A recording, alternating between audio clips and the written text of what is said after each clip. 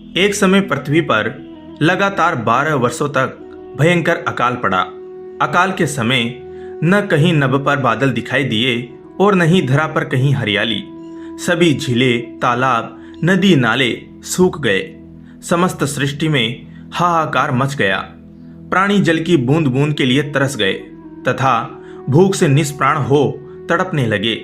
इंद्र देवता को प्रसन्न करने के लिए लोग तरह तरह की प्रार्थना अर्चना करते, मगर मेघ थे कि गायब ही हो गए।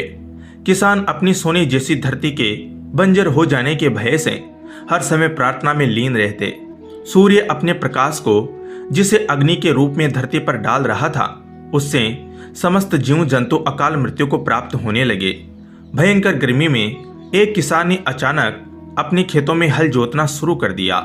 संयोगवश शिव पार्वती भ्रमण करते हुए वहां आ पहुंचे।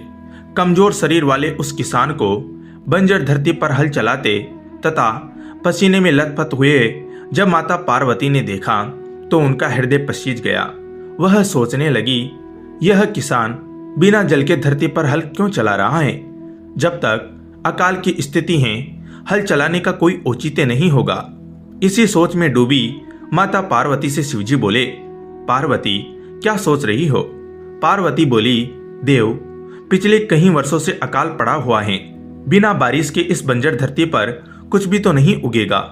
फिर इस किसान को क्या पड़ी है जो इस भयंकर गर्मी में धरती पर हल चला रहा है? इससे वह स्वयं भी परेशान हो रहा है तथा बेचारे भूखे प्यासे बैल भी परेशानी में हैं। क्या इस किसान को लगता है कि वर्षा होगी? शिवजी बोले, नहीं, इसे कोई पूर्वाभास नहीं है कि वर्षा होने वाली है। अकाल के 12 वर्ष का समय व्यतीत हो जाने से इसे इस बात का भी आभास है कि निकट भविष्य में वर्षा होने का कोई संकेत नहीं है। पार्वती ने शिवजी की बात काटते हुए कहा, फिर यह व्यक्ति मूर्खता क्यों कर रहा है? माता पार्वती की शंका का समाधान करते हुए शिवजी बोले, यह व्यक्ति मूर्ख नहीं है, इसे सब कुछ पता है। फिर भी यह हल इसलिए चला रहा है कि कहीं इस लंबे अकाल में निठल्ले बैठे रहने से वह हल चलाना ही न भूल जाए। शिवजी का उत्तर पाकर माता पार्वती उस किसान के कष्टों के निवारण का उपाय ढूंढने लगी। माता जानती थी कि भगवान शिवजी जब भी अपना वर्षादायी शंख बजाते हैं तो वर्षा होने लगती है। उन्होंने शिवजी से कहा, प्रभु, किसान यह सोचकर कि कहीं वह हल चलाना ही न भूल जाए, कितना कष्ट उठाकर हल चला रहा है, लेकिन आपने भी तो इतने वर्षों से अपना वर्षादायी शंख नहीं बजाया है। कहीं ऐसा न हो कि आप भी शंख बजाना भूल जाए। नहीं पार्वती, ऐसा कैसे हो सकता है?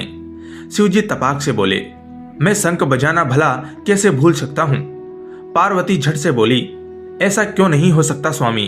इतने वर्षों से आपने शंख नहीं बजाया, ऐसे में हो सकता है कि आप शंख बजाना ही भूल गए हो। नहीं पार्वती, मुझे शंख बजाना आता है और अपना शंख बजाना न तो मैं भूला हूं और नहीं भूल सकता हूं। शिवजी ने पार्वती की शंका निवारण के प्रयास में कहा, मगर पार्वती अपनी जगह अड़िग थी। कहने लगी, प्रभु, यदि ऐसा नहीं है तो एक बार बजाकर क्यों नहीं देख लेते? पार्वती की बात सुनकर शिवजी को लगा कि वे संदेह में घिर गई हैं। संदेह निवारण करने के लिए उन्होंने तुरंत अपनी झोली से वर्षादायी शंख निकाला और पूरे वेग से उसे बजाने लगे। बस फिर क्या था, शंखनाद होते ही समूचे आकाश में मेघ घिर आए। काले रंग के घनघोर बादल आकाश में हो और बारिश न हो, ऐसा भला कैसे होता?